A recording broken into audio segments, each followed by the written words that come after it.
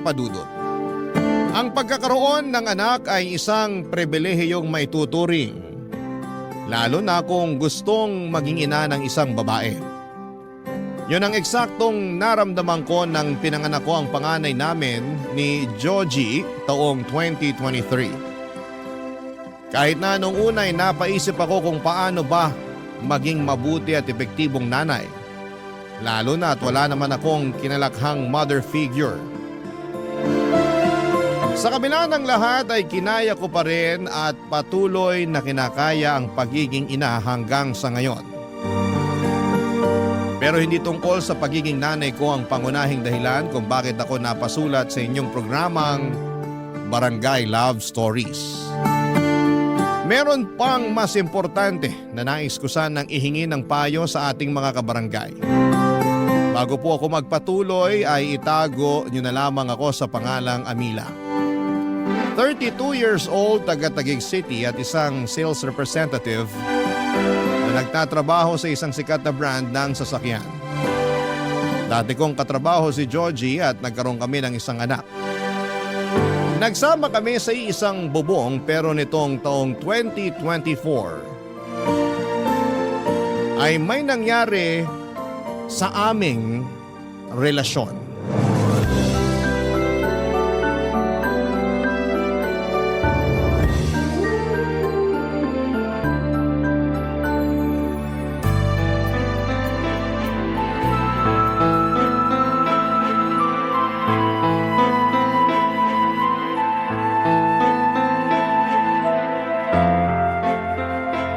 Sigurado na ako sa desisyon ko. Iwanan ka na namin ng anak mo, Georgie. Ay, Amila naman. Huwag mong gawin sa akin to. At bakit hindi ko gagawin? Sige nga. May anak tayo. Hayaan mo na lang ba na lumaking walang kinikilalang ama yung bata? Mas mabuti pa na wala na siyang kilalaning ama kesa naman sa meron nga pero pulpul at batugan na kagaya mo. Sobra ka naman makapagsalita. Totoo naman sinabi ko, di ba? Na pulpul ka at batugan kasi kung hindi, sige sabihin mo, bakit nalugi yung negosyo niyo nung kaibigan mo? Di ba kasalanan mo? Di ka marunong mag-costing at mag-handle. Puro ka lang gastos. Hindi na bumabalik kapital nyo tapos ang lakas pa ng loob mo magmalaki sa akin na marami kang nalalaman sa pagpapatakbo ng negosyo? Hanggang ngayon ba naman issue pa rin sa'yo yan? Aba oo. At bakit hindi? Sige nga. Kainis naman eh. Ikaw pa talaga may ganang mainis? Dapat nga ako yung mainis dito. Imbes kasi na maghanap ka ng mapagkakakitaan mo, pagkatapos malugi ng negosyo nyo, naging batugan ka na. Palibasa may trabaho ako kaya sa akin mo na inaasa lahat-lahat. Maghanap naman ako pero nagpapalipas lang ako ng sama ng loob dun sa nangyari sa negosyo namin. Ilang buwan ka na nagpapalipas ng sama ng loob? Hindi pa rin ba tapos yan? Kasi Alam mo para sa akin, nagdadahilan ka na lang. hindi ako nagdadahilan ha. Hindi raw. Pero bakit hanggang ngayon wala ka pa ring matinong trabaho? Naghahanap pa nga lang. Naghahanap daw kahit puro mobile games lang yung inaatupag mo? Akala mo siguro di ko nakikita no? Ano ba kasi nirereklamo mo dyan? Inaalagaan ko naman yung anak natin pag nasa trabaho ka. Saka wala naman tayo binabayarang upa. Kung sa pagkain naman, nakikihati tayo kina mama at papa. At proud ka pa talaga na hanggang ngayon nakikipisan pa rin tayo rito sa mga magulang mo? Hindi naman sa ganun. Pagiging practical yung tawag doon. Ibang klase. Pagiging practical daw. Sabihin mo, masyado ka nalang naging kampante na umasa sa kanila kahit na matanda ka na. Matanong nga kita, di ka man lang ba nakakaramdam ng kahihiyan dyan sa katawan mo dahil hanggang ngayon umaasa ka pa rin sa mga magulang mo? Bakit naman ako mahihiya? Sabi mo nga, mga magulang ko naman sila. So ibig sabihin wala nga?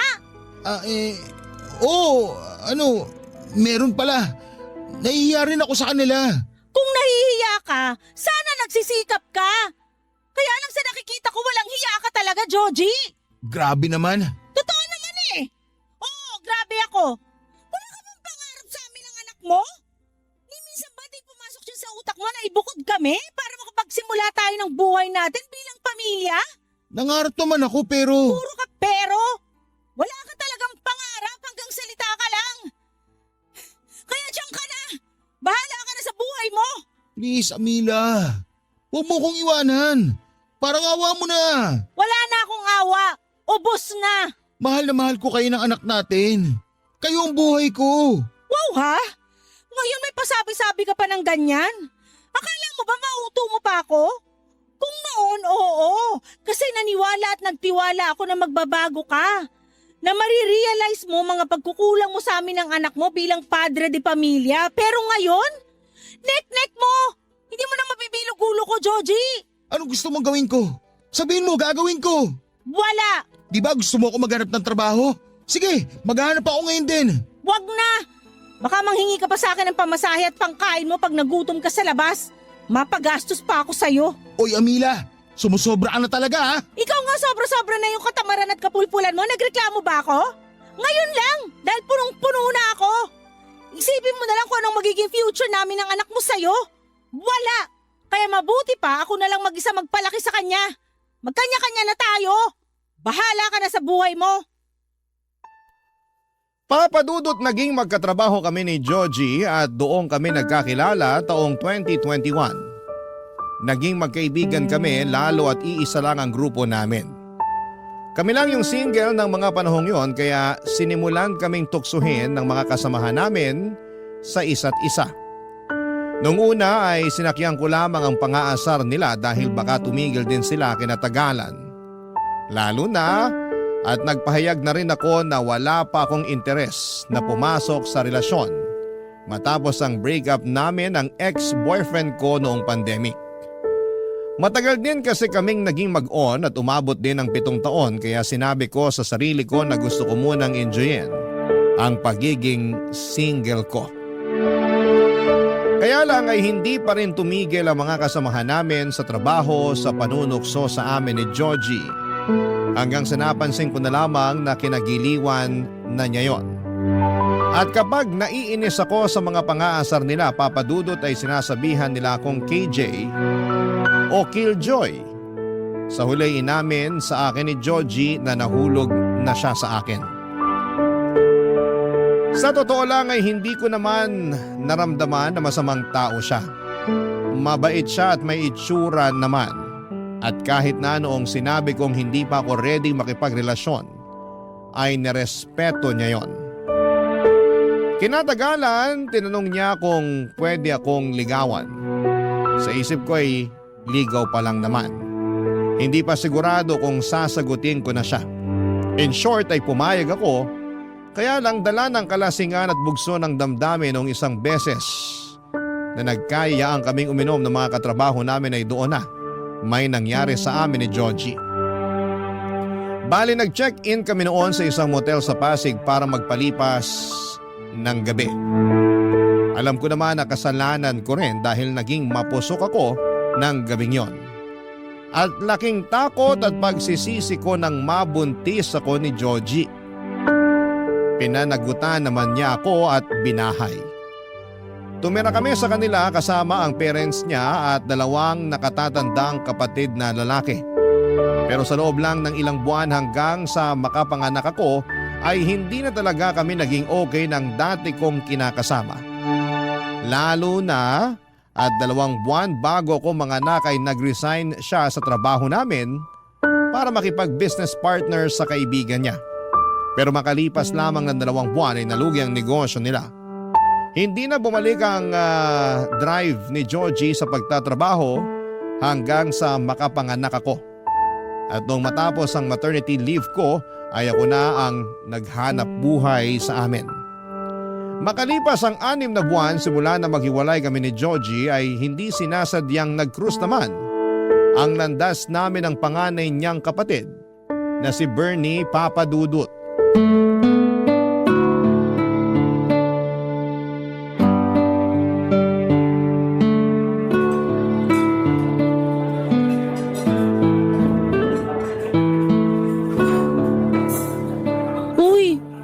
Dito sa kinainan natin. Huwag kang mag-alala. Treat ko naman since ako yung nagyaya sa'yong kumain dito. Alam ko, pero nakakahiya pa rin. May trabaho naman ako, pero nagtitipid kasi ako ngayon lalo na nagagatas at diaper pa yung anak ko. Oo, ayan o. Kakabili ko pa nga lang. Galing ako sa grocery bago mo ako nakita dun sa sakayan ng mga UV. Oo nga eh. Sakto. Kaka-out ko pa lang sa shift ko. Sipag mo talaga. Kahit linggo nagtatrabaho. Wala ba kayong off? Meron naman pero depende kung kailanganin sa ospital. Magjo-duty talaga kahit nakasarapan pa ng tulog mo. Ganun talaga. Ito yung pinili kong propesyon. Hindi ba mahirap maging nurse dito sa Pinas? Mahirap. Parang lahat naman ng trabaho mahirap. Pero masaya ako na pinaglilingkuran ng bansa natin. Sa bagay. Pero di ba uso na yung ibang kababayan natin na nurse nag-a-abroad? Oo, matagal na namang ganun ang sistema. Ikaw ba, hindi mo ba naisip na mag-abroad? Curious lang kasi di hamak na mas malaki kikitain mo dun kaysa dito. Oo nga. Kaya lang, kailangan ako ng mga kababayan natin. Siguro sa iba, di nila maiintindihan tong prinsipyo ko. Pero masaya naman ako sa ginagawa ko. At hindi ko naiisip na mag-abroad para lang kumita ng malaki. Tama ka naman, pero sigurado akong maiisip mo rin yun pag nagkaanak ka na. Iba rin talaga pag may anak na. Uunahin mo talaga ang kapakanan niya. Oo naman, anak muna bago ang sariling prinsipyo. Pero don't get me wrong ha, bilib ako sa'yo at sa lahat ng mga nurse na piniling magtrabaho rito sa Pilipinas. Kayo kaya at iba pang nasa medical field ang modern hero dito, lalo na nung nag-pandemic. Thank you. Huwag ka mag-thank you, totoo lang sinasabi ko. Kumusta na pala kayo ng pamangkin ko? Okay naman kami. Bibong bata yung pamangkin mo, magana rin kumain. Natutuwa nga ako dun kasi di mahirap alagaan eh. Speaking of, sino pala nagbabantay sa kanya pag nasa trabaho ka? Yung mama ko, pero tsahin ko talaga yun ah. Ibig sabihin, doon kayo nakikituloy ngayon? Oo, malayo ko siyang kamag-anak sa mother side. Third kasi ng nanay ko. Mag-isa lang siya sa bahay nila ngayon matapos mamatay sa stroke ng asawa niya last year. May mga anak naman, 2 babae. Pero nasa ibang bansa na pareho. Okay naman kayo doon? Oo, mabait yung tsahin ko, para ko na siyang nanay. Ako lang talaga yung medyo pasaway nung kabataan ko kasi di ako nakinig sa kanya. Talaga? Ibig sabihin, tumira ka na rin sa kanila noon? Oo, inampun niya ako at pinag-aral nila ng asawa niya sa kolehiyo. Kaya lang pasaway talaga ako. Di ko tinapos hanggang second year lang tapos nagtrabaho na ako. Umalis na rin ako sa kanila noon gawa ng hiya. Pero di naman talaga ako lumaki sa kanila ha. 18 anyos na ako nung napadpad ako sa poder nila. Galing ako nun sa Aklan, lumuwas lang dito nung namatay tatay ko. Wala rin naman akong nanay, sumakabilang bahay na raw sabi ng kamag-anak namin. Grabe, ang dami mo palang pinagdaanan, bata ka pa lang. Medyo. Marami rin ako mga maling desisyon sa buhay na hanggang ngayon ay pinagsisisihan ko. Katulad na lang nung sana nagtapos ako ng pag-aaral para kahit paano maganda naman yung trabaho ko. Sapat lang kasi para sa amin ng anak ko yung sinusweldo ko. Minsan kulang pa. Bakit?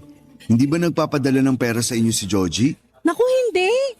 Pero di ko na rin naman siya hinihingan kasi saan naman siya kukuha ng pera na ipapadala sa amin, di ba?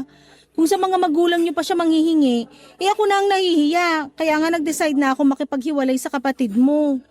Ay, nalungkot talaga kami ng husto nung umalis ka sa bahay. Lalo na sina mama at papa. Lagi nilang hinahanap yung apo nila. Tungkol sa bagay na yan, wala naman akong intensyon na ilayo sa inyo yung anak ko. Di pa lang talaga ako handang ipakita siya kay Georgie. Pero sa nakikita ko naman, nagbago na si Georgie. Sa ngayon, nagsisikap siya na makapaghanap ng trabaho. Para raw may mukha na siyang ihaharap sa inyo. Ilang buwan na kaming hiwalay, hindi pa rin ba siya nakakahanap ng bagong trabaho? May nahanap at napasukan naman, pero di nagtatagal. Ewan, sabi niya depressed daw siya.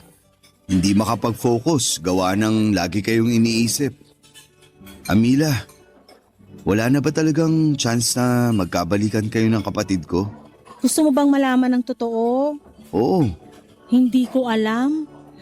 Okay naman kami ng anak ko. Masaya kami kahit kaming 2 lang. Nakakapagod maging nanay at tatay sa anak namin pero kinakaya ko.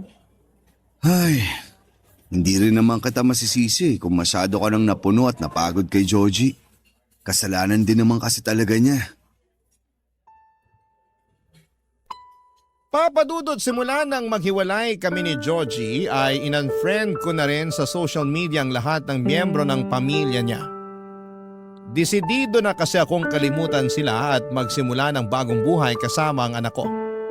Kaya nga hindi ko napigilang makonsensya nang banggitin ni Bernie ang pang-unfriend ko sa kanya sa kwentuhan namin ng araw na yon. Lalo't wala naman siyang ginagawang mali sa akin noon. Sa dalawang kuya ni Georgie, si Bernie ang pinakamabait, maginoo, gentleman at guwapo. Noong unang beses na dinala ko ng dati kong kinakasama sa bahay nila para makilala ang pamilya niya, ay napansin ko na talaga si Bernie. Nagtatrabaho siya bilang isang nurse, maasikaso siya sa akin ng mga panahong yon. Palibhasa ay masaya raw siya dahil magkakapamangkin na raw sila. Sa buong panahon ng pamamalagi ko kina Georgie ay nakuha ni Bernie ang buong atensyon ko. At kahit hanggang sa pag-uwi ay si Bernie ang tumatakbo sa aking isipan imbes na ang dati kong kinakasama at tatay ng magiging anak ko, Papa Dudut. Barangay Love Stories. Barangay Love Stories. Papa Dudut, bago kami naghiwalay ng landas ni Bernie, noong nagkita kami ay nagkapalitan kami ng social media. Gusto niya raw kasing makumusta ang pamangkin niya kaya hindi na ako tumutol pa. Hindi ko naman sila tinanggalan ng karapatan sa ano ko pero ayoko na talagang makisama kay Georgie. Para sa akin ay masyadong pabuhat ang taong yon at nakampante na lamang sa buhay na sinusuportahan ng mga magulang nila. Batugan pa at kung kailan ako nag-decide na tapusin na ang lahat sa amin saka pa lamang sasaniba ng kusa na maghanap ng trabaho. Kaya nga wala talaga akong ka-interes kay Georgie noong nagkikwento tungkol sa kanya ang Kuya Bernie niya. Kunwari ay may pakialam ako pero wala na talaga. Ganon pala kapag napagod ka na at naging manhid. Sa pagpapatuloy ng kwento ko ay nagkaroon kami ng constant communication ni Bernie sa Messenger. Pero tungkol lang naman sa anak ko na pamangkin niya ang aming pinag-uusapan. Isang araw, in-invite niya ako na pumunta sa kanila dahil birthday ng papa nila. Ayoko sanang umaten pero noong parang naglambing na siya sa akin na gusto raw makita ng parents nila ang anak ko, ay hindi ko na siya natiis pa. Ayos lang naman talaga sa akin na pumunta sa kanila, may isang tao lang na ayokong makita ang pagmumukha, Papa Dudut.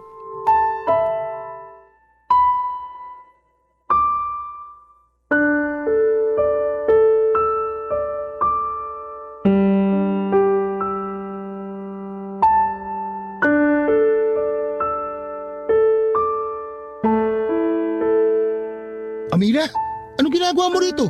Ano bang klaseng tanong yan? Eh di inimbitahan ako rito. Sino nag-imbita sa'yo Halos wala na kaming kontak sa inyo ng anak ko. Ako ang nag-imbita sa kanila rito sa bahay. Ikaw, kuya? Oo, may masama ba doon? Wala, pero paano kayo nagkaroon ng kontak ng ex ko? Wala ka na sigurong pakialam doon. Anong wala nanay ka pa rin ng anak ko. Tapos wala akong kontak sa'yo pero si kuya meron? Kumalma ka nga muna. Paano ako kakalma? Sige nga. Hindi mo sinabi sa akin na nagkakausap pala kayo ni Amila. Baka naman sinusulot mo na siya sa akin ha? Hinay-hinay ka sa pagsasalita mo, Georgie. Baka nakakalimutan mong kuya mo pa rin ako. Walang kuya pag pag-ibig na pinag-uusapan. Sira ulong to. Ano ba yung pinagsasabi mo? Wala naman kaming relasyon ni Bernie. Saka nung nakaraang araw lang naman kami nagkaroon ng contact dahil aksidente kaming nagkita matapos kong mamili sa grocery. Masyado ka malisyoso. Naninigurado lang naman ako. At bakit kailangan mong manigurado hindi rin naman tayo? Kasi, syempre, bakit pa rin tignan yun Naging tayo. May anak pa nga tapos papatol ka sa kuya ko? Alam mo, kung hindi lang birthday ni Papa, baka kanina ko pa pinadugo sa suntok yung bunganga mo. Napakabastos mo. Pati ako na kapatid mo, pinag-iisipan mo ng ganyan? Mahirap na.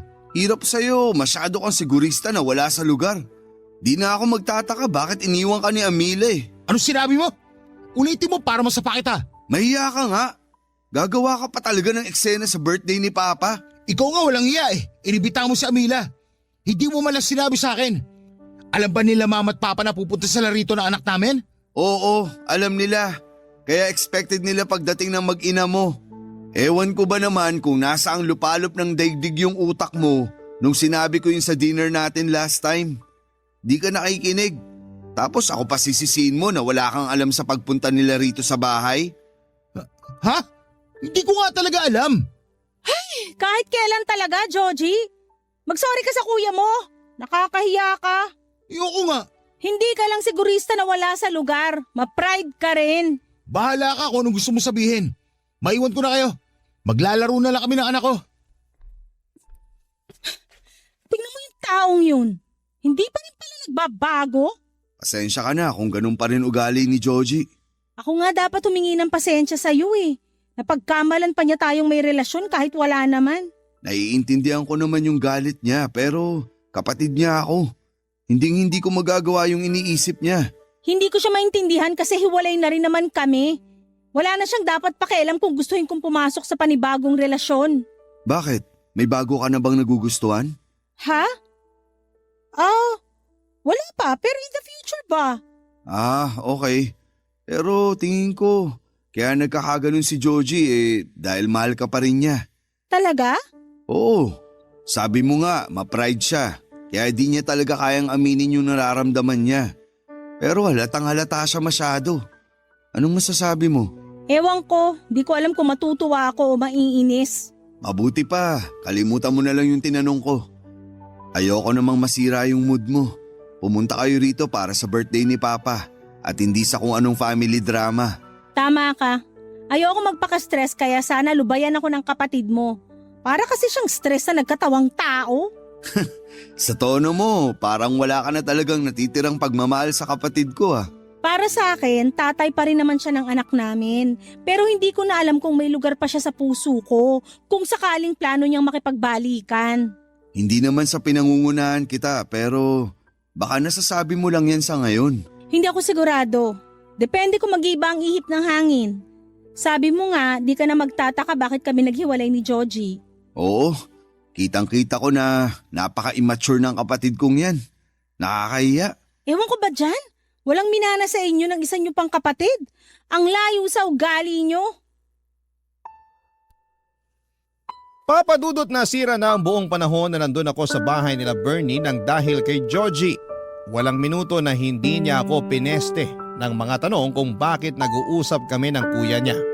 At kahit na sinabi ko naman na noon lang ulit kami nagkaroon ng komunikasyon at pawang tungkol lang sa bata, ang pinag-uusapan namin ay hindi talaga naniwala si Joji. Bukod doon ay lagi pa niya akong tinatabihan. Bagay na kinairita ko pero hindi ko na lamang pinapahalata. Natapos ang dinner na yon nang masama ang loob ko kay Joji. At hanggang sa makauwi kami ng anak ko sa bahay ay naiinis pa rin ako. Dahil sinira niya ang mood ko. Buti na lang at nandun si Bernie para pambalanse. Pero ewan ko ba kay Joji dahil halatang halata na pinagsesenosan ang sariling kapatid. Makalipas ang 3 araw ay nagulat ako nang chinata ko ni Joji sa messenger. Sinabi niya na gusto niyang makipagkita sa akin. Nung una ay hindi ako pumayag dahil busy ako sa trabaho pero ang totoo ay ayoko lang. Kaso'y makulit siya at nagmamakaawa na huwag ko siyang i-block. Sakto at gagawin ko sana yon, yung pambablock sa kanya sa messenger. Sa huli ay pumayag din ako makipagkita sa dati kong kinakasama, Papa Dudut.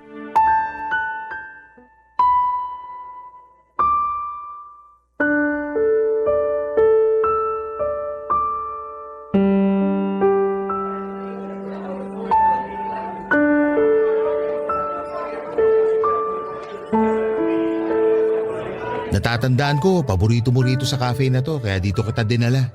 Oo. Paborito ko nga rito. Natatandaan ko pa rin yung kape na gustong-gusto mong in-order dito. Pati yung cake na kaparis nun. Ano ba kasing kailangan mo? Ha? Sabi ko, ano bang kailangan mo? Bakit mo ako kinukulit na makipagkita sa'yo? Pwede bang mamaya ko na sabihin? Umorder muna tayo para makakain tayo. Hindi ako pumayag makipagkita sa'yo para kumain kasama ka. Kaya sabihin mo na kung anong kailangan mo sa akin. Camila naman. Bakit? Ano bang ginawa ko? Medyo tumataas yung boses mo. Nakakahiya pinagtitinginan na tayo ng tao. Ay, nakakainis ka kasi. Ayaw mo pa akong diretsuhin, dami mo pang cheche bureche. Ay, Sige, para lang malaman mo. Nakipagkita ako sa'yo para makausap ka. Tungkol saan ba? Tungkol sa atin, Anong tungkol sa atin pinagsasasabi mo? sa pamilya natin. Napag-isip-isip ko kasi na gusto ko nang ayusin ang pamilya natin. Hindi ako naniniwala na bigla mo lang yan naisip. Kilala kita, Joji. Wag ako. Napag-isip-isip ko nga. Pero mas lalo ko lang na-realize nung kinausap ako ni Kuya Bernie. Ha? Anong pinag-usapan niyo ni Bernie? Marami pero nagsimula yun nung tanungin niya ako kung mahal pa ba kita. Sabi ko, oo, mahal pa kita. Ang totoo, hindi naman nawala yung feelings ko sa'yo kahit na naghiwalay na tayo. Tapos sinundan niya ako ng tanong na kung bibigyan ako ng isa pang pagkakataon para ayusin ang pamilya natin, susunggaban ko raw ba? Sabi ko, oo naman. Kaya hiningi ko sa kanya yung pangalan mo sa messenger at naglakas loob akong i-chat ka. O tapos? Anong gusto mong gawin ko ngayon? Ayaw mo ba na maayos pa ang pamilya natin? Ayaw mo bang lumaki na may kinikilalang tatay yung anak natin? Sino ba namang ayaw nun? Siyempre gusto ko pero Pero ano? nag-aalangan ako. Alam mo naman kung bakit, di ba? Nakakatakot sumugal sa'yo tapos sa dulo matatalo lang uli ako. Pangako, hindi ka na matatalo dahil gagawin ko ang lahat para may panalo tong pamilya natin. Magiging matino akong padre de pamilya, tatay sa anak natin at kinakasama sa'yo. Bigyan mo lang ulit ako ng isa pang pagkakataon para mapatunayan kong sarili ko sa inyo ng anak natin. Hindi ko alam, Joji. Hindi naman din kasi biro yung mga pinagdaanan ko noon kasama ka. Ngayon na nakaalis na ako sa sitwasyon na yon, gugustuhin ko pa bang bumalik? May parte sa akin na gustong tanggapin yung inaalok mo kasi sino ba namang magulang na naghahangad na magkaroon ng wasak na pamilya ang anak niya, di ba? Wala. Napagdaanan ko na yan eh. Alam ko yung pakiramdam pero may isa pang parte sa akin na nagsasabi na baka mag-aksaya lang ako ng panahon pag pinayagan pa kitang makabalik uli sa buhay namin ng anak ko. Pero hindi naman ako masamang tao. Nagkulang lang ako sa inyo ng anak natin. Lang? Kailan naging lang ang pagkukulang? Ewan, pero isang beses lang naman yun. Anong isang beses? Maraming beses na yun, hindi ko lang sinabi sa'yo. Sana sinabi mo para alam ko kung saan ako nagkulang sa inyo. Ay, wow ha? Kailangan ba talagang sabihin sa'yo ang lahat? Hindi ba pwedeng makiramdam ka? Sobrang manhid mo naman yata. Di sorry. Akala mo siguro maaayos ng sorry mo ang lahat, no? Alam ko na hindi maaayos yung mga bagay na nagawa ko na. Nagawa ko na nga, hindi ba? Nasa nakaraan na. Pero meron pa namang ngayon at hinaharap. Yung ngayon at hinaharap na sinasabi mo, kaya ko nang ayusin ng mag-isa. Kailangan mo pa rin ng katuwang lalo na sa pagpapalaki ng anak natin. Kung ngayon nakakaya mo pa dahil hindi pa siya nag-aaral, paano na pag lumaki na siya? Sige nga. Nandiyan ka naman, di ba? Di tulungan mo ako. Magpakatatay ka sa anak natin, pero hanggang dun na lang yon. Hindi pamilya matatawag yung ganung setup. Ang alam kong pamilya yung merong nanay at tatay sa isang tahanan. Hindi nanay lang. Hindi rin tatay lang. Ha? Saan mo naman napulot yan 2024 na? Yung nalalaman mo, panahon pa yata ng mga Hapon. Please, Amila. Bigyan mo pa ako ng isa pang pagkakataon. Pangako, hindi na sasakit ang ulo mo sa akin. Hindi na ako magiging batugan. Magsisikap na ako para sa'yo at sa anak natin. Papadudot ramdam ko na sincero si Joji sa mga sinabi niya sa akin ng araw na yon. At kahit na noong una ay naiinis ako sa desisyon niyang ayusin namin ang pamilya namin, deep inside ay nakaramdam naman ako ng kaligayahan. Dahil alam kong posibleng maayos pa ang pamilya namin at hindi lalaking walang kinikilalang ama ang aming anak. Pero pag uwi ko sa bahay namin ay narealize kong hindi ko pala talaga gustong makasama si Joji. Ni ayokong maayos ang pamilya namin. Masyado lang akong nadala sa paiyak-iyak at paawa effect niya noong magkausap kami.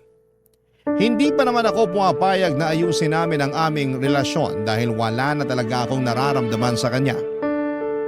Kung bakit kasi hindi ko pa siya nagawang diretsuhin noong panahong yon di sana'y wala na akong problema, papadudot. Ayokong lumabas na pinapaasa ko siya. Gayong alam ko sa sarili ko na hindi ko na siya gusto. Dahil ang totoo ay meron na akong ibang gusto. At yun ay walang iba kundi ang Kuya Bernie niya, Papa Dudut. Barangay Love Stories. Barangay Love Stories. Papa Dudut, napansin ko noong simulang ayusin ni Georgie ang relasyon namin ay dumalang naman ang pangungumusta sa amin ni Bernie. Aaminin kong nakaramdam ako ng tampo sa kanya kahit na hindi naman niya kami responsibilidad ng anak ko. Masyado lang siguro akong nasanay na mabilis siya na mag-reply kapag nagchat-chat ako. Pero kahit marami na akong sinend na picture at video ng anak ko, ay hindi man lang niya magawang isin. Doon ako tuluyang nainis kay Bernie, pero alam ko naman sa sarili ko na wala siyang ginawang mali sa akin. Meanwhile, kapag si Georgie naman ang nagchat-chat sa akin ay hindi ko naman siya kaagad nire-replyan. Nagdadahilan na lamang ako pero minsan ay nagtatampo siya. Kaya nga kahit napipilitan ay chinachat ko na lamang siya, pero puro anak lang namin ang pinag-uusapan namin. One time, in-invite ako ni Georgie na pumunta sa kanila dahil wedding anniversary ng parents nila at may pa-dinner sa bahay. Walang pag-atubili akong umuo dahil naisip ko ay makikita ko doon si Bernie. Excited akong maghanap ng sexy na maisusuot at agad akong nagpaganda, Papa Dudut.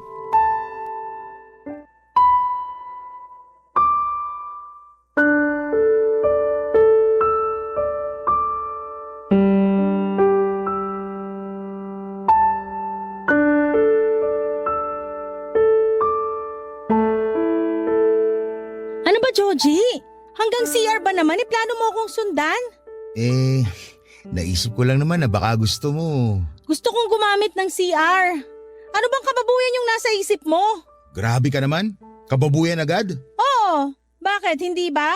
Kitang-kita dyan sa mukha mo yung kamanyakan. Hoy, below the belt na yun ha. Kung ayaw mong nasasabihan nun, lubay-lubayan mo ko. Hindi ko lang mapigilan na lubayan ka. Kasi ang sexy mo dyan sa suot mo. Tapos, ang ganda-ganda mo pa ngayon. For your information, matagal na akong sexy at maganda. Ay, totoo rin naman yan. Pwede ba? Huwag mo nga akong utuin. Hindi naman kita inuuto. Sinasabi ko lang yung totoo. Basta, naalibadbaran ako sa pinagsasasabi mo. Sige na, doon ka na. Naihihina nga yung tao, dinadaldal mo pa ako. O sige, pero bilisan mo lang ha. Sino ka para sundin ko? Di mo hawak oras ko, no? Sungit naman. Sige na, alis na sabi. Ito na nga oh, aalis na. Lalakad na paalis oh.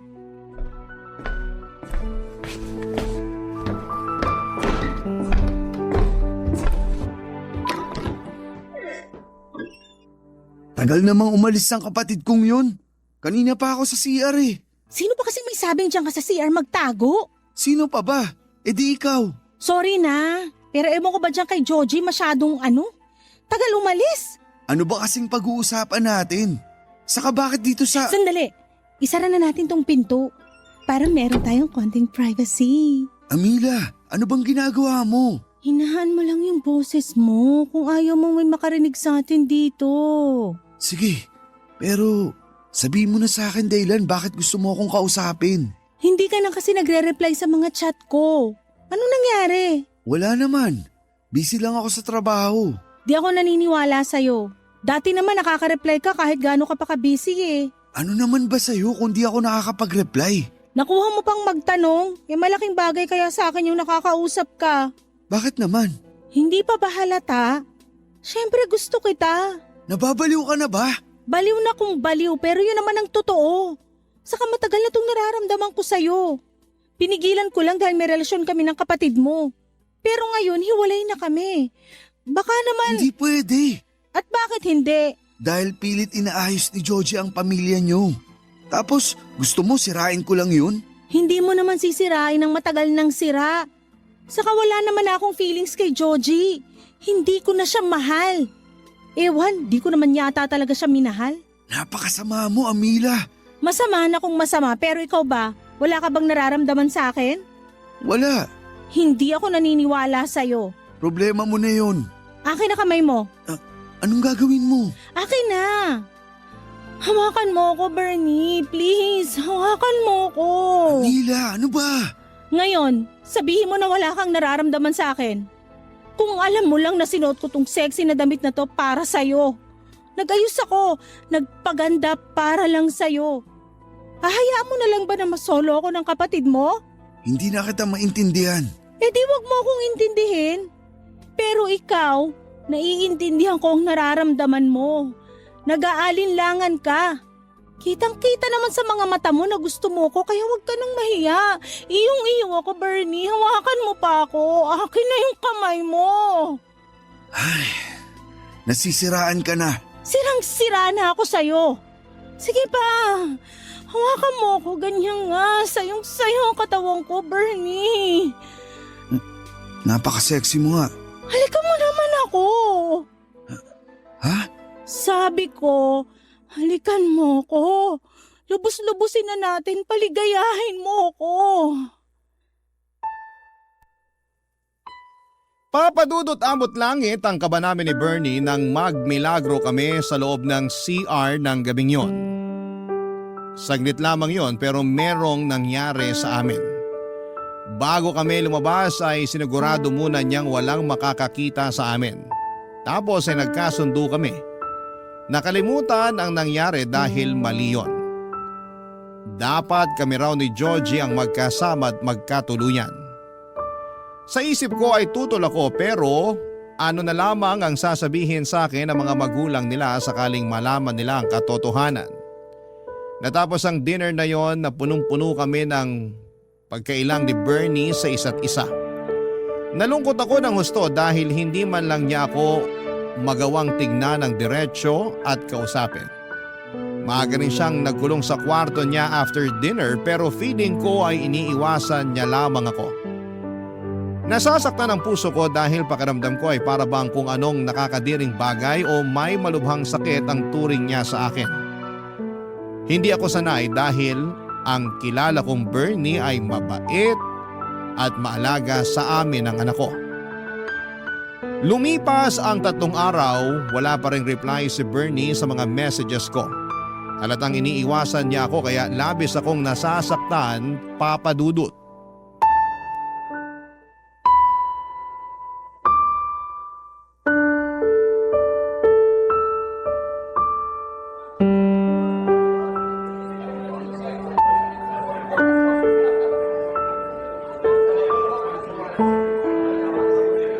Ayos ka lang ba, Amila?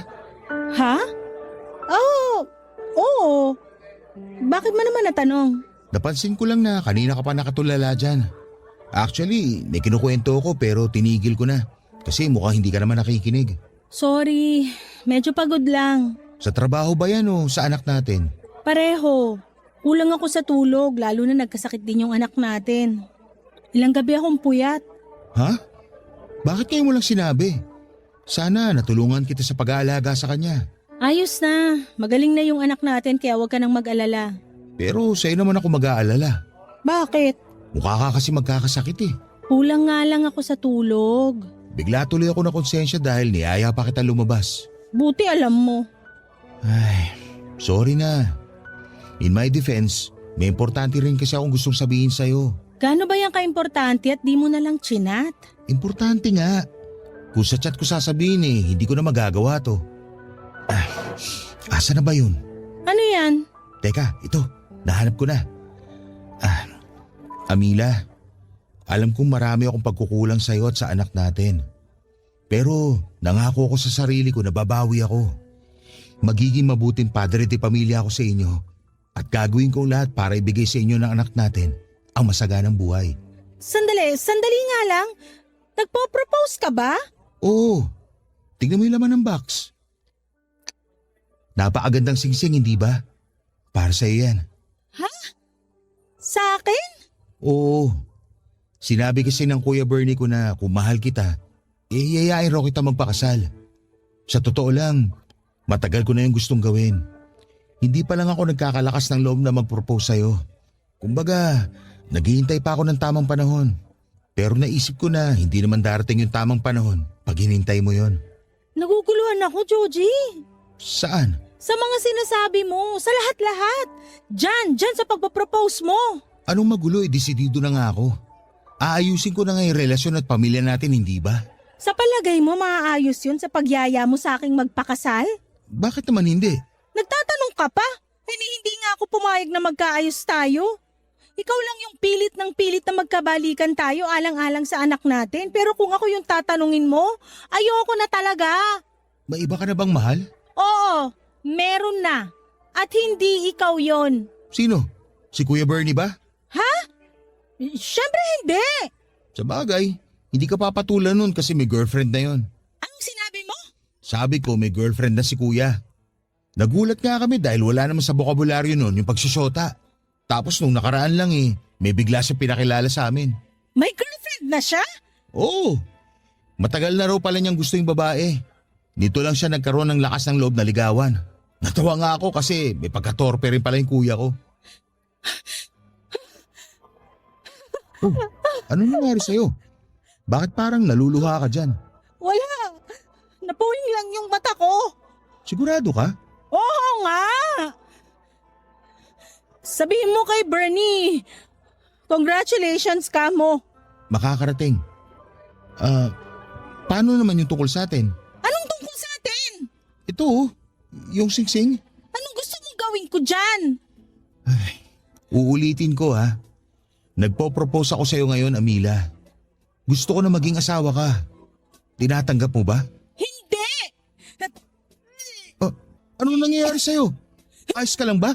Iabot mo na lang yung tubig kesa magtanong ka na kung ano-ano dyan. Sige. Oo, yan. Ayun na yung tubig.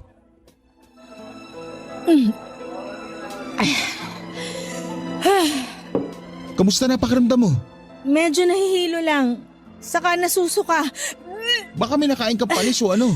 Bakit naman ako kakain ng panis? Sige nga! Naisip ko lang naman dahil nasusuka ka. Ganun ako pag nakakakain ng panis eh. Ewan ko sa'yo! Ginaya mo pa ako sa'yo. Hindi ako makain ng panis katulad mo, no?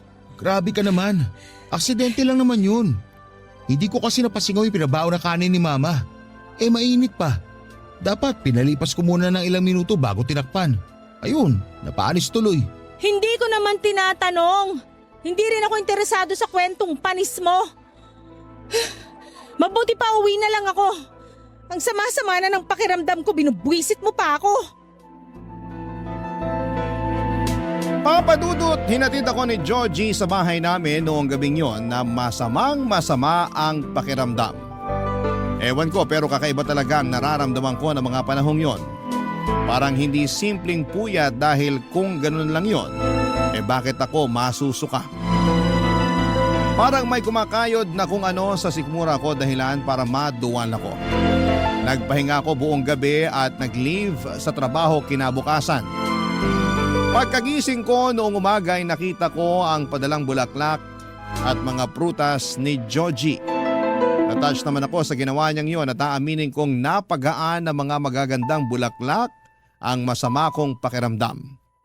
Lumipas ang 2 araw at hindi pa rin nawala ang sintomas ng pagsusuka ko. Doon ako kinabahan dahil huling beses na naranasan ko yon ay noong nagpositibo ako sa pagbubuntis sa anak namin ni Georgie. Bukod doon ay doon ko lang din napagtanto na delay ang menstruation ko. Kaya nga kahit kabado ay ginawa ko ang alam kong dapat kong gawin para malaman kung tama ang hinala ko. Nag-PT ako at lumabas doon na positibo. Buntis ako sa anak namin ni Bernie. Imbis na magtatalon sa tuwa ay napahagulhol ako ng iyak. Takot na takot ako at hindi ko alam ang gagawin ko. Gusto kong sabihin kay Bernie ang katotohanan pero alam kong wala na siyang pakialam sa akin, Papa Dudut. May girlfriend na nga siya, hindi ba, at ayaw ko namang makagulo sa relasyon nila. Pero paano ko kakayaning dalhin na mag-isa ang baby na nasa tiyan ko?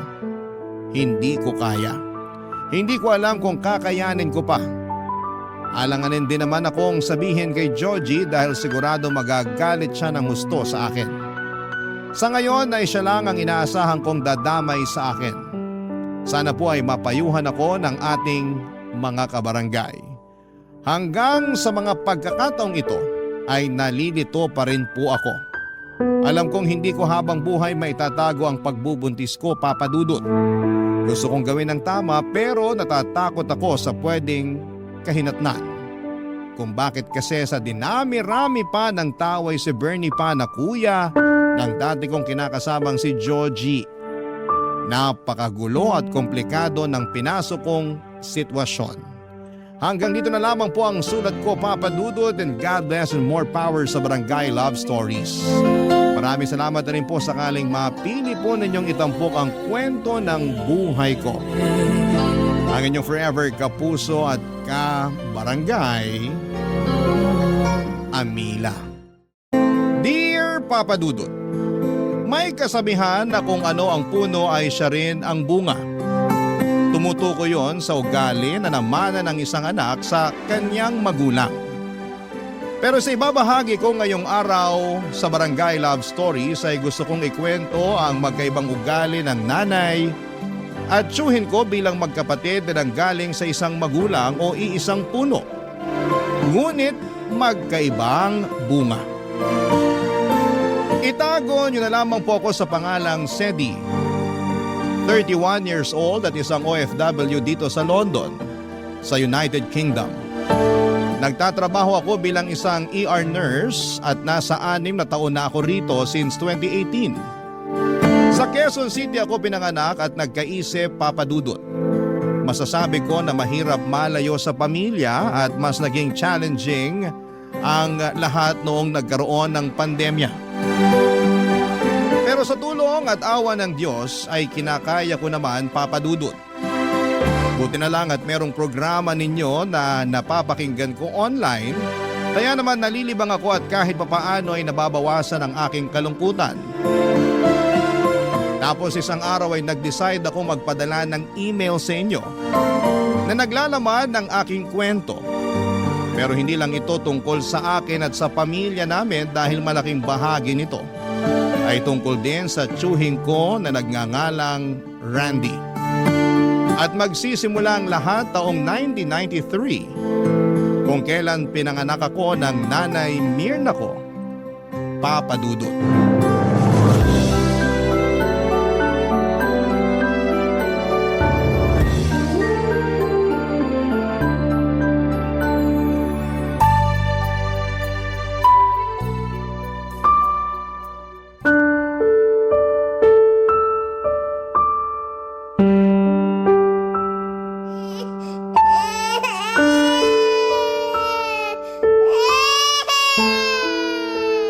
Randy!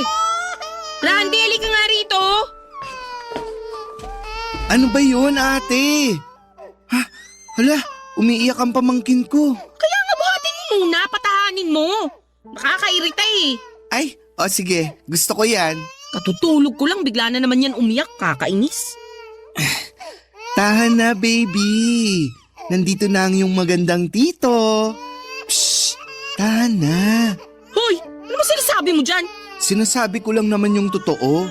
Di ba, baby? O, di ba? Sang-ayon yung anak mo. Paano sasang-ayon ay di yan nakakapagsalita? Ay nako, akin na nga yung anak ko. Dali, akin na. Akala ko ba ayaw mo sa anak mo? Bakit mo kinukuha sa akin?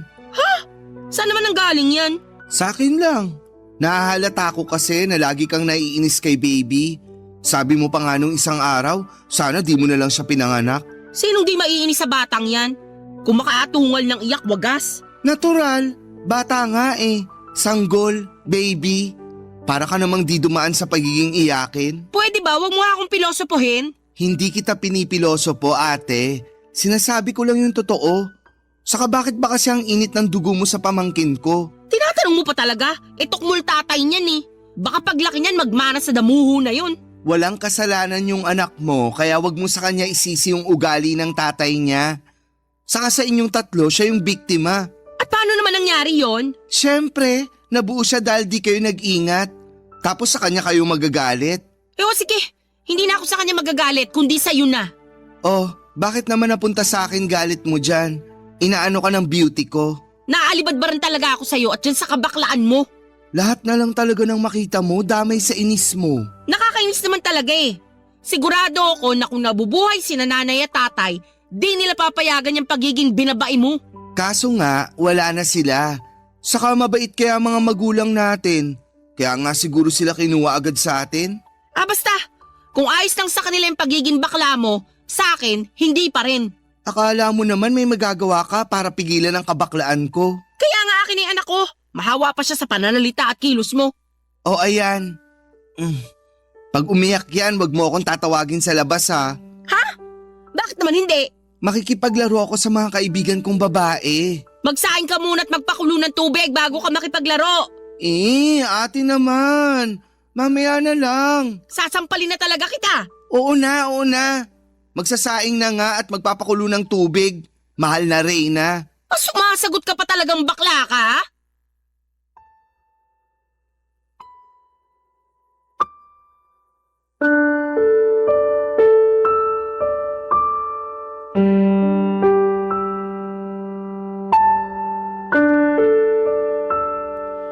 Papadudot maagang naulila sina Nanay at Tito Randy nang magkasunod na magkasakit at pumanaw ang mga magulang nila.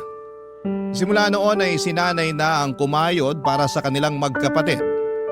Bali nagrenta sila ng maliit na paupahan habang nagtatrabaho sa factory ang nanay.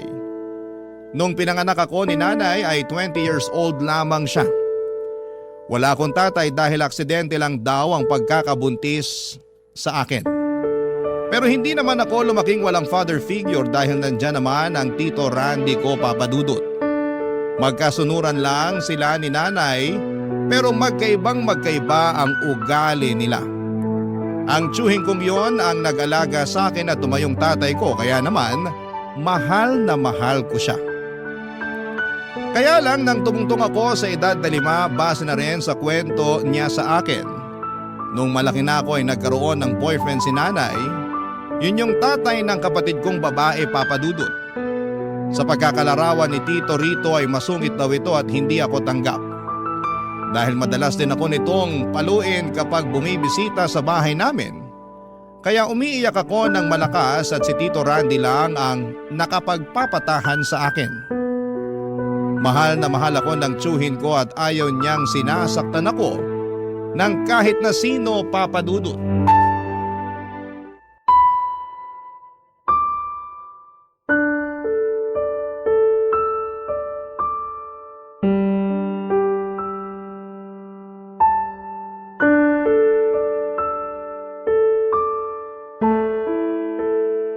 Ate, alam mo bang sinasaktan ng boyfriend mo si Sedi? Ha? Hindi ba normal lang yon lalo matigas ulo niyang pamangkin mo? Anong normal dun? Nagkakapasa na nga yung bata. Saka baka nakakalimutan mo, 5 taong gulang pa lang si Sedi. Hindi ko nakakalimutan yon. Ano palagay mo sa akin, Ulyanin? Parang wala ka namang pakialam sa anak mo. May pakialam ako sa kanya. At bilang nanay niya, alam ko na makulit siya. Kaya siya napapalo ng tatay-tatayan niya. Kahit na gaano pa kakulit si Sedi, hindi pa rin tama na paluin siya. Pagdidisiplina ang tawag doon, hindi mo ba alam yon? Sa bagay, wala ka nga palang anak. At kahit kailan, hindi ka naman magkakaanak. Dahil dyan sa kabaklaan mo. At ano na namang kinalaman ng kabaklaan ko rito? Malaki. Kasi nabanggit sa akin ng boyfriend ko na nasusuya raw siya sa pagmumukha mo. Ano? Nabanggit niya sa akin na ayaw niya sa mga bakla. Kaya naisip ko na paalisin ka na rito sa bahay ko. Bakit mo ko paaalisin? Nagbabayad ako ng renta rito. Alam ko pero matanda ka na. 24 ka na, di ba? Oo, ano naman ngayon? Gusto na namin magsama lalo't magkakaanak na kami. Hindi raw siya makalipat dito dahil nandito ka pa. Sandali. Ano nga ulit yun? Magkakaanak na kayo? Oo, buntis na ako at gusto na namin bumuo ng pamilya. Kaya nga lilipat na siya rito para magsasama-sama na kami. Bakit mo ko pinaalis? Di ka ba nakakaintindi? Ayaw nga niya sa mga bakla. Di ayaw ko rin sa kanya. Huwag kang makipagtalo. Umalis ka na lang, total matanda ka naman na eh. Huwag ka nang makipagsiksikan dito sa amin. Magkanya-kanya na tayo. Pambihira. Di ko akalain ipagpapalit mo ko sa lalaking yon, ate. Anong klaseng kapatid ka? Baka nakakalimutan mo na matagal-tagal din kitang binuhay. Simula nang namatay si nanay at tatay, nagtrabaho na ako para makakain tayo. May pambayad sa renta at iba pang gastusin sa pamamahay natin. Masama pa bang hangarin ko na lumagay sa tahimik kasama yung magiging pamilya ko? Pero pamilya mo rin naman ako. Kung ipagtabuyan mo ko, parang di mo ko kapatid. Hindi naman mawawala pagiging kapatid ko sa iyo eh. Saka hindi naman kita pinagtatabuyan. Ang sa akin lang, masikip na tayo rito. Hindi raw pinagtatabuyan. Pero parang ganun na rin yun. Basta, buo na yung desisyon ko. Aalis ka na sa bahay na to.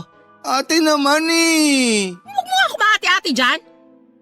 O ano pang hinihintay mo? Simulan mo na mag-impake ng damit at gamit mo. Saan naman ako pupunta pag umalis ako? Eh di sa mga kaibigan mo. Makituloy ka muna sa kanila, ay lagi ka naman nandun, di ba? Tapos mag-ipon ka ng pera para makapagrenta ka. Kaya mo na yan, matanda ka na. Pati ba naman yun, ako pang pag-iisipin mo? Pero paano si Sedi? Ano paano si Sedi? Di ba? Sinasaktan nga siya ng boyfriend mo. Kawawa naman yung pamangkin ko. Hindi siya sinasaktan.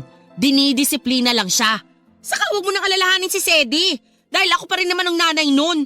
Kung makapagsalita ka, akala mo sa matris mo lumabas yung anak ko. Masyado kang mapang-angkin. Manahimik ka nga. Papa Dudut, kahit na anong tutol ni Tito ay pinaalis pa rin siya ni nanay sa bahay. Wala na siyang nagawa kaya nang sumunod na araw ay nag-alsa balutan na raw siya, Papa Dudut. Natatandaan pang araw niya na ang lakas ng iyak ko dahil ayokong iwanan niya ako. Pero pinapasok lamang ako ni nanay sa bahay at nagsara ng pinto matapos ipagtabuyan paalis ang tsuhin ko. Isa yon sa mga pinakamalungkot na pangyayari sa buhay ko sa murang edad, Papa Dudut. Kahit na magkapatid sina nanay at Tito Randy ay kitang-kita naman ang kaibahan ng kanilang pag-uugali. Kung i-describe ko ang nanay ko ay masyado siyang matapang, taklesa at may pagkamataray. Kahit nga ako na anak niya ay madalas niyang saktan. Siguro ay dahil na rin sa kakulitan, lalo't bata pa ako noon. Pero nakarinig din ako ng hindi magagandang salita sa kanya, Papa Dudut. Tapos ay lagi niya akong kinakabit sa tatay ko at sa pang-iiwan nito sa amin noong araw. Kabaliktaran naman ng maaladragon niyang personality si Tito Randy. Dahil bakla ito, mahinhin itong magsalita at kumilos. At gustong gusto ko ang pagiging malumanay niya. Bagay na ayaw naman ni nanay dahil baka raw mahawa ako sa kabaklaan ng tsuhin ko. Sa kabila ng lahat ay si Tito Randy na ang tumayong tatay ko. Kahit na hindi na siya nakatira sa bahay, dumadalaw pa rin siya doon para makita ako. Kaya nga minsan ko na rin hiniling sa mga bituin na sana, Papa Dudut, ay siya na lang talaga ang tunay kong tatay. Barangay Love Stories. Barangay Love Stories. Taong 2000 nang maghiwalay ang nanay ko at kinakasama niya. Sa loob ng 2 taon na pagsasama nila ay naranasan kong abusuhin sa loob ng pamamahay namin. Mabigat kasi ang kamay ng tatay-tatayan ko at katulad ni nanay ay masakit din siyang magsalita, Papa Dudut. Noong bago sila naghiwalay ay napansin ko na madalas na ang pag-aaway nila. Bukang bibig din ang nanay ko na nalulong daw ito sa bisyo ng pag-inom ng alak at pagsusugal. Naging bayolente na rin po ito at maging ang kapatid kong babae ay pinagbubuhatan na rin niya ng kamay. Doon na bumalik sa bahay namin si Tito Randy matapos siyang lapitan ni nanay para humingi ng tulong na mapaalis sa pamamahay namin ang dati niyang kinakasama. Kwento sa akin ng tsuhin ko ay umabot pa sila noon sa barangay. Noong nakatira na ulit sa bahay namin ang tsuhin ko ay pinakamasaya ko sa lahat. Kasi pakiramdam ko ay bumalik na yung tao na totoong nagmamahal sa akin. At sa loob ng 11 years, si Tito Randy ang bumuhay sa pamilya namin sa pamamagitan ng pagpasok sa iba't ibang trabaho. Tulad ng pagwe-waiter sa beer house, makeup artist, tendera ng mga damit, pagkain at beauty products at sa uli ay parlolista. Nagtrabaho rin naman si nanay pero ayon sa tito ko ay lagi raw natatanggal sa mga pinapasukan dahil walang tiyaga at laging uma-absent. Kaya hindi talaga magawang magpahinga ng tsuhin ko sa pagkayod lalo na at siyang nagpapaaral sa aming magkapatid, Papa Dudut.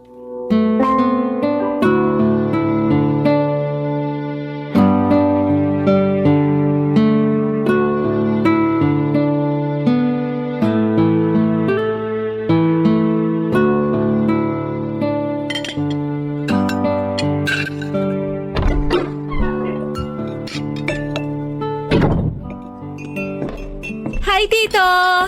Oh, nandito ka na pala, Sedi. Kumakatito ka parang hindi mo ako nakita. Ay, hello po, Nay. Sus, si ate naman nagtampo agad. Hindi yung tampo, no? O ayan, umiinit na naman agad ulo mo. Sabayan mo na kami kumain, Sedi. Nagluto ako ng sinigang na bangus. Paborito mo. Ay, sige po. Ayan, kanin. Kukuha kita ng ulam sa kaldero. Teka, Nasaan po si Grace? Tapos nang kumain, natutulog na. ang sabihin mo, nag-inarte kasi ayaw ng ulam. Kaya ayun, natulog na lang. Oh, Sedi, ulam mo. Ay, salamat po. Alam mo namang hindi kumakain ng isda yun, yan pa talagang niluto mo. Ano namang masama sa niluto ko? Sarap-sarap kaya ng sinigang na bangus. Saka namimiss ko na mag-isda. Ilang araw na tayong kumakain ng processed food. Hindi na yun healthy, no? Dapat dyan sa anak mo, tinuturuan mong kumain ng masustansya. Huwag mong kinukumpara yung bunso ko sa ate niya. Sabihin mo, sinanay mo sa kapritsyo. Ay naku Randy, masyado kang madaldal. Kumain ka na lang dyan. Kakain talaga ako. Kain ka lang ng kain ha. Alam ko pagod ka sa pag-aaral. Tanda-tanda na niyang si Sedi pero binibaby mo pa rin. Sinong gusto mong bebein ko? Ikaw. Ikaw sumusobra ka na ha. Kalma. Masyado kang maingay eh. Nakakainis ka kasi. Nay, Tito Randy, wag na po kayo mag-away. Nasa harap tayo ng pagkain, no? Sorry pamangkin. Ito kasing nanay mo masyadong palengkera. Ako pa talaga yung palingkera, ikaw tong nauna. Wag na nga raw mag-away, sabi ng anak mo. Nasa harap tayo ng pagkain, di ba? Kahit na nasa harap tayo ng presidente, hindi ako magpapatalo sa'yo. Ay, bahala ka na nga dyan. Si Sedi na lang kakausapin ko. Kumusta naman school mo? Okay lang po. Ay, binigay na po pala yung class card namin para sa unang semester. Gusto niyo po makita? Sige, dali. Patingin ako. Teka, kunin ko lang po sa bag. Pwede namang mamaya na lang yan. Pwede rin namang mamaya ka na lang mag-side comment dyan, ate.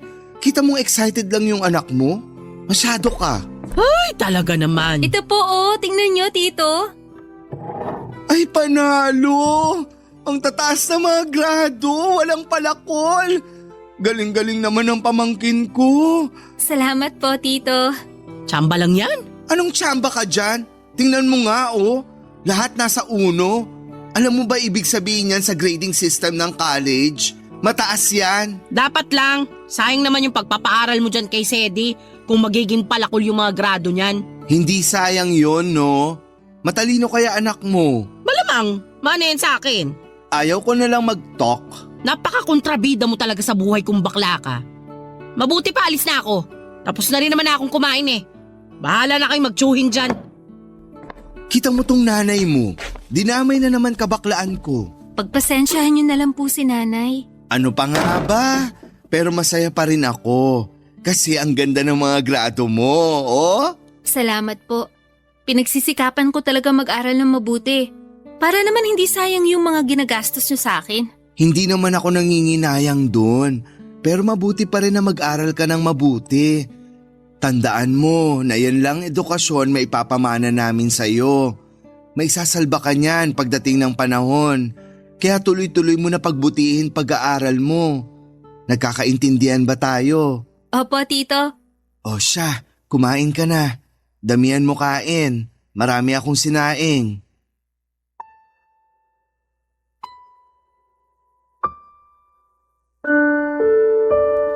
Papadudot pinangako ko sa sarili ko na ibabalik ko ang mga mabubuting bagay na ginawa at ginagawa sa amin ni Tito Randy. Siya ang inspirasyon ko at kahit na sinabi niya sa akin na sapat na ang makapagtapos ako para matulungan ko ang aming pamilya. Para sa akin ay parte na siya ng pamilyang gusto kong tulungan pagdating ng panahon. Mahal na mahal ko siya na parabang tunay na magulang kahit na hindi pareho ang trato naming magkapatid sa kanya. Hindi kasi close ang kapatid ko kay Tito Randy. Mas close ito kay nanay kaya pati ugali ng nanay namin ay namana na rin niya. May pagkamasungit siya sa amin ang tiyuhin ko, bagay na pareho na lang din naming pinagpapasensyahan noong una dahil bata pa siya. Pero habang tumatanda ay mas nakita ko na carbon copy talaga siya ni nanay sa pananalita at sa kilos. Kahit na si Tito Randy ang bumubuhay sa amin ng mga panahong yon, malimit pa rin siyang iniinsulto ni nanay, lalo na pag wala siya sa mood. Ako na lang ang nahihiya at nasasaktan kapag lumalabas na parang napakawalang utang na loob ng sarili kong ina. Sinabi na lang ng tiyuhin ko na intindihin ko ang nanay dahil baka may pinagdaraanan ng mga panahong yon. Kaya yun na nga ang ginawa ko, Papa Dudut.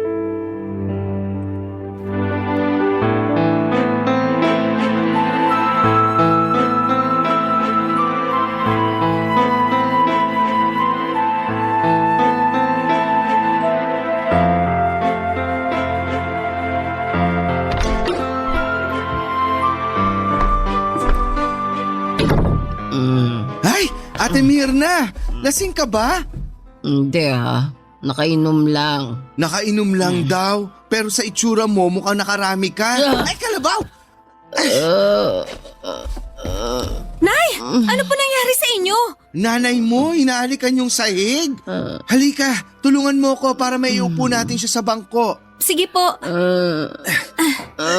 Bigat mo, te. Ano ka mo? Hindi ako pabigat Sabi ko, bigat mo. O ayan, umupo ka nga muna.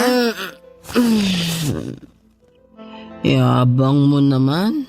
Porke ikaw nagpapakain sa amin at nagpapaaral sa mga anak ko. Ano bang pinagsasasabi mo? Wala akong pinagmamayabang. Meron. Kasasabi mo lang na pabigat ako. Nay, hindi po sinabi ni Tito yun. Mas paniniwalaan mo pa yung bakalang yan kesa sa akin na nanay mo? Pati ka naman inire niya na. Sa matres ko ikaw lumabas. Wala namang matres yung bakalang yan. Naku, pagsabihan mo yung nanay mo, Sedi. Kundi mababangasan ko na yan kahit lasing yan. Pasensya na po kayo. Nagsasabi lang naman ako ng totoo. Eh, huwag ka nang magtampo. Mabuti pa, manahimik ka na lang kesa magsabi ka ng totoo. Tagal-tagal ko ng bakla, hanggang ngayon issue pa rin sa'yo. Hirap sa'yo. Tagal-tagal mo nang ang bakla. Na-o-offend ka pa. Sinong di ma-offend? Sige nga. Masyado ka lang balat sibuyas. Nay, Tito, wag na po kayo mag-away. Yan kasing nanay mo. Akala mo kung sino magsalita. Pasensya na po ulit. Nay, bakit ba kayo nag-inom? Gusto ko lang naman maglibang-libang. Masama ba yun? Hindi masama kung gusto mo lang maglibang-libang. Pero masama sa atay yung alak na iniinom mo. Baka akala mo hindi namin napapansin na lagi ka na lang umiinom, ate ha? Naano ka ba ng atay ko? Saka doktor ka ba? Para sabihing masama yung pag-inom ko? Hindi, pero yung kakilala ko, kamamatay lang naman sa kanser sa atay dahil dating manginginom yon. Hindi pa ako mamamatay. Masamang damo to. Hala siya. Concern lang naman sa'yo si Tito, kaya kanya pinagsasabihan. Ako rin, concern sa inyo. At ayoko na may mangyaring masama sa inyo. Ayos lang ako, pati yung atay ko. Kaya huwag kayong masyadong pakialamero. Ngayon na nga lang ako nag-i-enjoy kasamang mga kaibigan ko. Kokontrahin nyo pa? Baka nakakalimutan nyo. Hindi ko to nagawa nung araw dahil maaga akong nagtrabaho at pinanganak kita, Sedi. Isisisi mo na naman sa amin yung kaharutan mo. Ay talaga, sinong sisisihin ko kung hindi kayo? Ewan ko sa'yo, ate. Mabuti pa matulog ka na para may masmasan ka. Ayoko matulog! Gusto ko pang uminom! Nasa bahay na po kayo, wala na kayo sa inuman. Basta! Gusto ko pang uminom! Hinahanap pa ng katawan ko ang alak. Mukhang nasiraan na tong nanay mo. Ay, sinabi niyo pa. Papa Dudut, sobrang dismayado na ako sa pinapagawa ng nanay ko sa buhay niya ng mga panahong yon. At napadalas pa nga ang mga pag-inom at paglabas niya kasama ang mga kaibigan niya. Siyempre hindi namin mapigilang mag-alala sa kanya dahil kilala namin siya na bigay todo sa pag-inom. At ang paulit-ulit niyang kinakatuwiran ay in-enjoy lang naman niya ang mga bagay na hindi niya raw nagawa noong dalaga pa siya. Lagi niyang sinasabi na mas marami pa sana siyang bagay na nagawa kung hindi siya nabuntis sa akin. Siyempre nakaramdam ako ng matinding kalungkutan lalo na at ako na naman ang sinisisi niya kung bakit maaga siyang nagkaroon ng responsibilidad sa buhay. Nandun yung muli akong nalugmok dahil akala ko ay masasanay na lamang ako sa mga panunumbat niya sa akin. Pero laging sinasabi ni Tito Randy na wala akong kasalanan. At kung may dapat sisihin dito ay walang iba kundi ang nanay at ang tatay ko. Sa kabila ng lahat ay hindi ko pa rin mapigilang madismaya sa mismong sarili kong ina, Papa Dudut. Barangay Love Stories. Barangay Love Stories. Papa Dudut, mabilis na lumipas ang 4 na taon at nakapagtapos ako sa kurso kong nursing noong 2014. Ginamit ko ang mga nalalabing buwan ng parehong taon na yon para mag-review sa pagkuha ng lisensya. Noong sumunod na taon ay nag-exam ako at nakapasa kaya naging ganap na akong nurse. Nagporsige talaga ako para makapag-apply sa mga ospital dito sa lugar namin at kahit inabot ng 5 buwan ay nagbunga pa rin naman ang pagsisikap at pagtsatsaga ko. Proud na proud sa akin si Tito Randy dahil natupad na raw ang matagal niyang pangarap para sa akin na makapagtapos ng pag-aaral. Alam niya kasi, Papa Dudut, na mahalaga ang edukasyon. Paulit-ulit niyang sinasabi sa akin hanggang matanim yon sa isip ko. Kaya nakapagtapos ako. Sa pagpapatuloy ng panibago kong pakikipagsapalaran sa buhay bilang empleyado, ay masasabi kong hindi pala ganong kadali ang lahat, Papa Dudut. Lalo na sa propesyon ko bilang isang nurse na hindi na nga kataasan ng sweldo pero doble naman ang pagod. Tapos pag uwi ko sa bahay ay hindi rin ako makapagpahinga dahil sa bunganga ng nanay ko.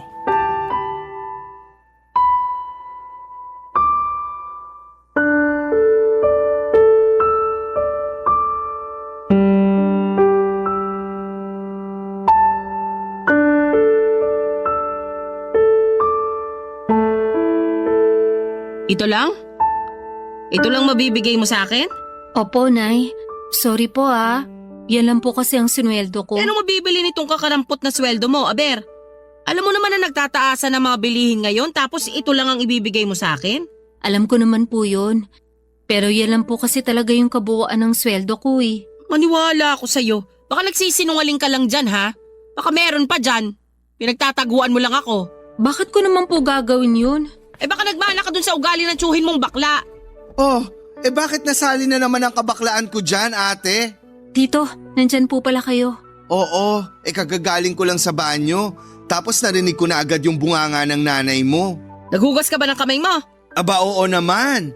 Baka nga mas marumi pa yung bibig mo kaysa sa kamay ko eh. Eh talaga naman.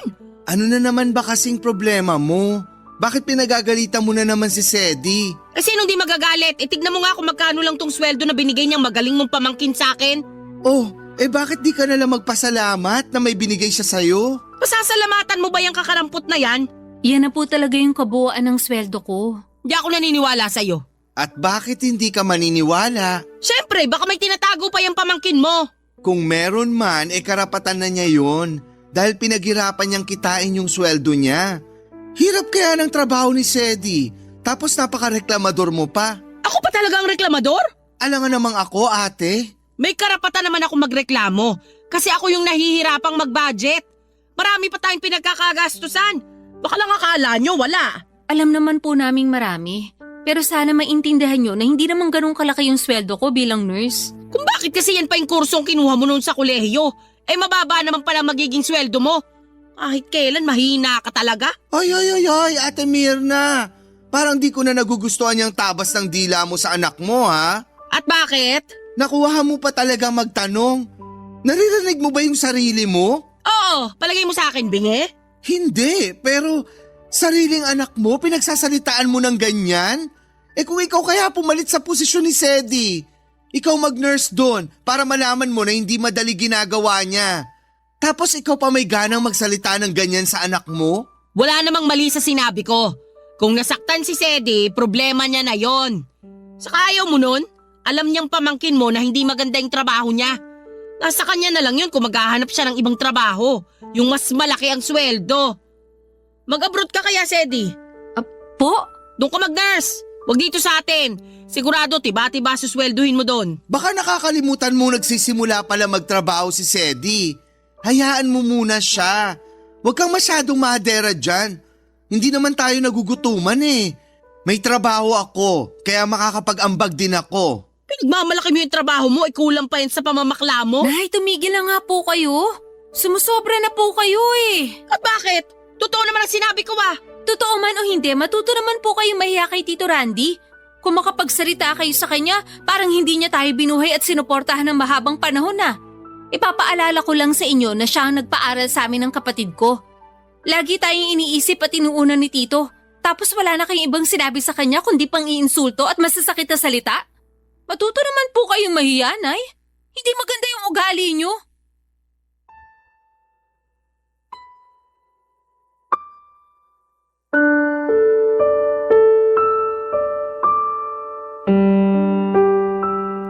Papadudot na tameme sina nanay at Tito Randy dahil sa mga sinabi ko.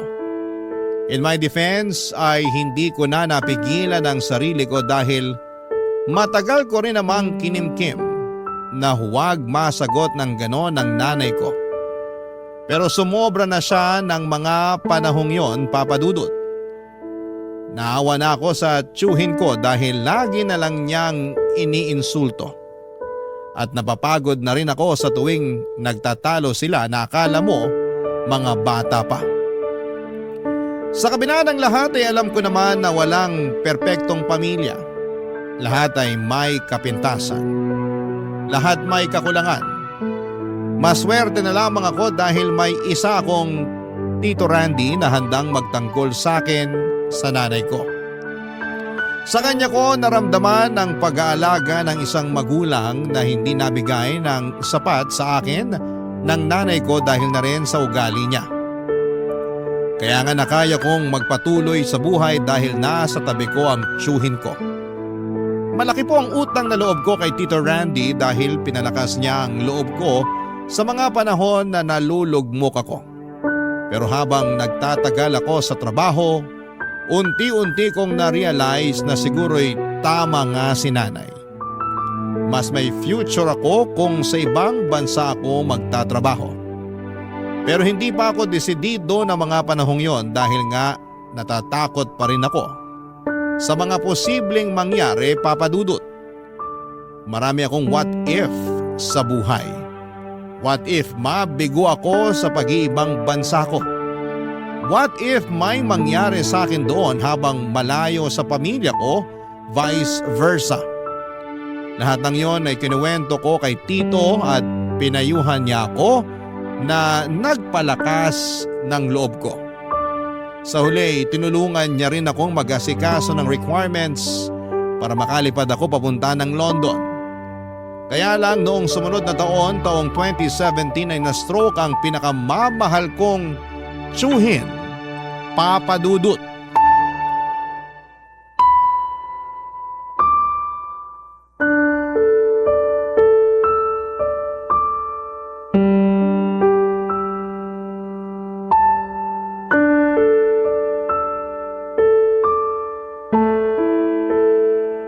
Kumusta na yung pag-aasikaso mo ng requirements? Okay naman po pero parang ayoko na pong umalis. Ha? Bakit naman? Gusto ko kayong alagaan eh. Paano ko yun magagawa kung aalis ako?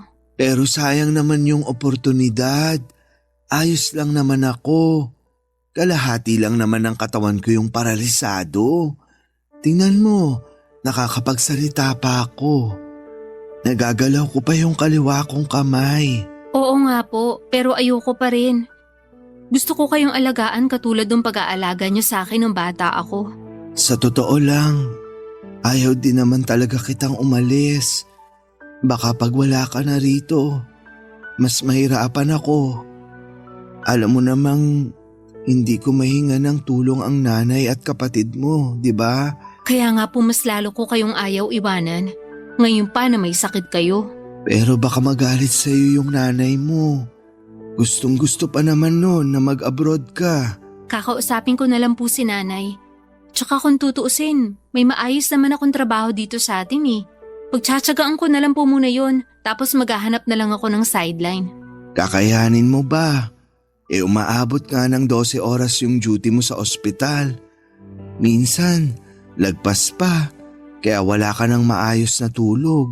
Ayos lang naman po ako. Alagaan mo pa rin ang sarili mo. Mahirap na yung ikaw ang sunod na magkasakit. Paano kita maaalagaan? Baldado na ako. Huwag niyo na pong alalahanin ang bagay na yun. Malaki na po ako. Kayang-kaya ko na po ang sarili ko. Sa ngayon, importante po na magpalakas kayo. Hindi ako sanay na makita kayong ganyan eh. Hindi rin naman ako sanay na nakaratay lang sa higaan. Kaso, anong magagawa ko? Ay, natatakot ako na baka hanggang dito na lang yung buhay ko. Ayoko pang mamatay. Hindi pa po kayo mamamatay. Sana nga, ganun lang kadali sabihin yun. Pero, nararamdaman kong nangihina na yung katawan ko. Natatakot ako na baka isang araw hindi na ako magising pag natulog ako. Hindi po mangyayari yan. Gabi-gabi kong pinagdarasal na sana gumaling na kayo. Ayoko pa kayong mawala kaya sana lumaban pa po kayo. Huwag kang mag-alala. Hindi naman ako madaling sumuko Saka gusto ko pa kayong makasama hanggang pagtanda ko. Ikaw, yung kapatid mo, saka yung nanay nyo na kahit lagi kaming nag-aaway, mahal na mahal ko pa rin. Siyempre, kapatid ko yun Mahal na mahal din po namin kayo, Tito. Salamat kung ganun. Ay, na-realize ko na napakaswerte ko dahil kahit di ako biniyayaan ng sariling anak, meron naman akong mabait na pamangkin sa katauhan mo, Sedi. Sana huwag kang magbago ng ugali kahit na lumipas ang mahabang panahon at hindi mo na ako kasama. Opo, tatandaan ko po yung sinabi nyo. Pero sana, kahit na lumipas ang mahabang panahon, kasama pa rin namin kayo. Gusto ko rin naman yan. Kaso, hindi ko hawak ang buhay ko. Pero, ayoko naman malungkot kayo. Lalong-lalo ka na. Sakaling mangyari yung di natin inaasahan. Gusto ko magpatuloy ka pa rin sa buhay. Tuparin mo pa rin yung pangarap mo. Mas magiging masaya ako pag ginawa mo yun. Kaya mangako ka. Mangako ka sa akin. Pangako po, gagawin ko lahat ng mga sinabi nyo. Mabuti kung ganun. Lagi mong tandaan na pinagmamalaki kita, Sedi.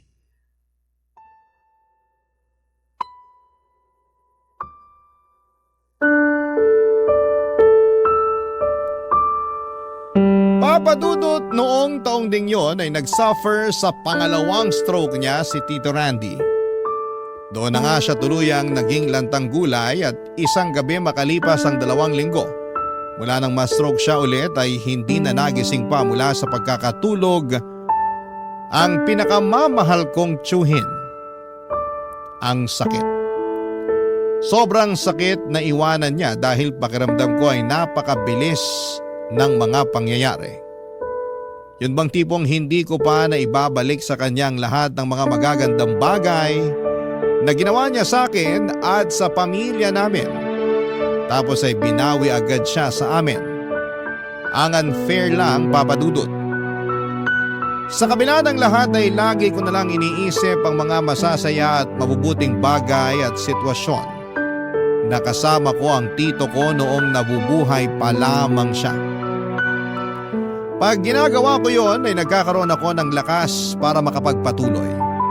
Kaya nga noong sumunod na taon ng 2018 ay tinuloy ko ang plano kong pagpunta sa London para mag-OFW. Mahal na mahal ko ang Tito Randy ko, Papa Dudut, at alam ko na kung saan man siya naroroon ngayon ay pinagmamalaki niya ako tulad ng palagi niyang sinasabi sa akin. Malungkot na maaga siyang kinuha sa piling namin pero nagpapasalamat pa rin ako sa Panginoon. Sa ilang taon na ibinigay niya para makasama namin ang pinakamamahal kong tito. Hinding-hindi ko siya makakalimutan at palagi siyang laman ng puso ko. Hanggang dito na lamang po ang sulat ko, Papa Dudut, at maraming salamat sakaling mapili po ninyong i-ere sa inyong istasyon. Malaking bagay po sa akin na mapakinggan sa Barangay Love Stories ang sarili kong storya. God bless po and more power sa inyo dyan sa Pilipinas. Ang inyong forever kapuso at ka-barangay, Sedi.